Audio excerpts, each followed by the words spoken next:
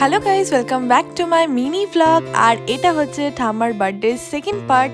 So ঠাম্মার gift কেনার জন্য আমরা চলে গেছিলাম শ্রীরামপুরের ক্যারেট লেনে।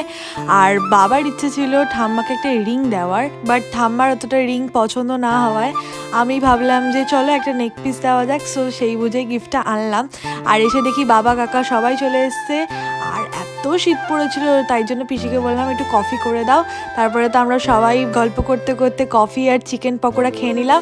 এটা তো একদম বেস্ট কম্বো, আমার তো হেভি লাগে চিকেন পকোড়া খেতে। আর এখানে দেখো ডোনা বসে বসে ফুড দেখছে।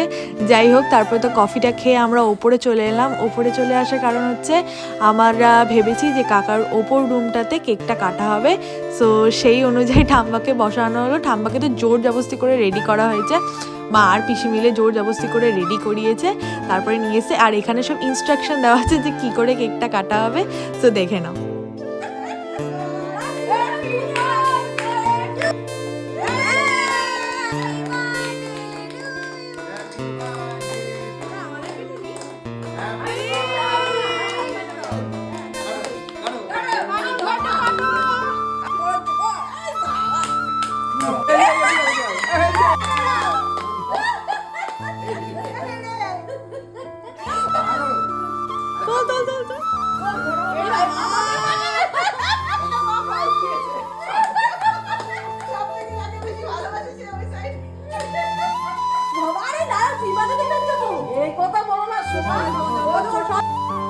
এরপর সবাই শুরু হলো কেক খাওয়াখাওয়ি।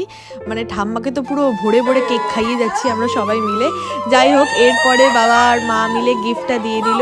পিসিও দিয়েছে, পিসি দিয়েছে একটা সুন্দর বেড কভার, আর ছোট কাকা দিয়েছে একটা ব্ল্যাঙ্কেট। সো এটাই। এখানে তো মা আর বাবাকে মিলে ভরে বলছিলাম যে তোমরা দুজনে গিলে পরিয়ে দাও। আশা করছি ঠাম্মার গিফটটা খুব পছন্দ হয়েছে। অনেকেই আমার ভিডিও দেখো আর পছন্দও করো, আর সেটার জন্য আমি অনেক অনেক গ্রেটফুল। বাট যারা যারা আমার চ্যানেলটা এখনও সাবস্ক্রাইব করোনি, প্লিজ করে দিও। এটা আমাকে খুব মোটিভেট করে। আর তোমাদের জন্য আমি নতুন নতুন ভিডিও, মজাদার মজাদার ভিডিও আনতেই থাকবো। এরপর তো আমরা খেয়ে নিয়েছিলাম কেক আর পায়েসটা পিসি করেছিল।